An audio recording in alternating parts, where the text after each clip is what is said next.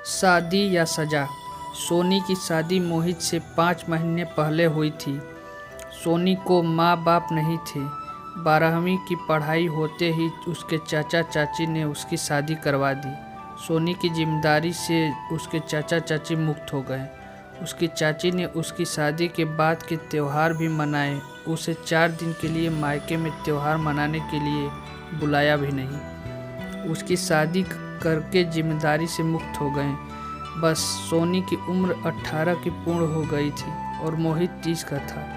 दोनों के बीच में 12 साल का अंतर था। सास सुनैना ने सोनी के लिए 10 नियम बनाए थे। सुबह 4 बजे उठकर पूरे घर की सफाई करना, बाद में नहाकर भगवान की पूजा करने के बाद में रसोई में जाना।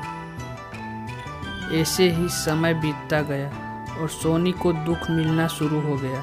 उसकी सास और ननद ने खूब अत्याचार किया और एक दिन सोनी को बहुत जोर की भूख लगी थी। उसने खुद के लिए थाली बनाई और रसोई में खाने के लिए बैठी।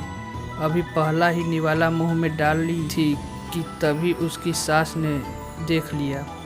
उस पर उसकी सास बहुत चिल्लाई। वो सोनी से सहन नहीं हुआ। तभी सोनी बोली, अब अभी तक नहीं आए, मुझे बहुत भूख लगी थी इसलिए खाने के लिए बैठी। सास कुछ बोलने वाली थी तभी उसकी ननद मोनिका आगे आई और सोनी को चाटा मार दिया। तुम्हारी हिम्मत कैसे हुई मेरी माँ के सामने बोलने की? तुम्हारे घर में तुम्हें खाना नहीं मिलता था क्या? मेरा भाई तुम्हारा पति है, उसकी राह नहीं देख सकती क्या?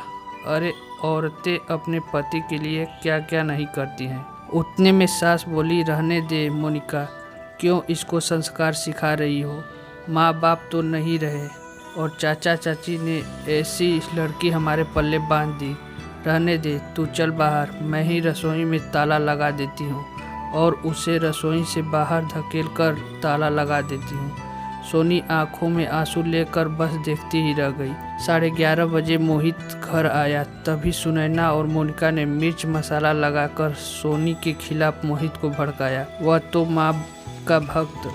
इतना ही सुनकर उसने गुस्से में आकर सोनी को थप्पड़ मारा। उसे उस दिन खाना भी नहीं मिला। उसके अगले दिन सोनी रसोई घर में खाना बनाकर सुनैना और मोनिका को खाना दे रही थी। दोनों हाल में टीवी देखते देखते खाना खा रही थी और इधर सोनी एक एक गरम गरम रोटी उनको परोस रही थी। सोनी को सिर्फ ही रोटी उसके सास ने खाने को दी।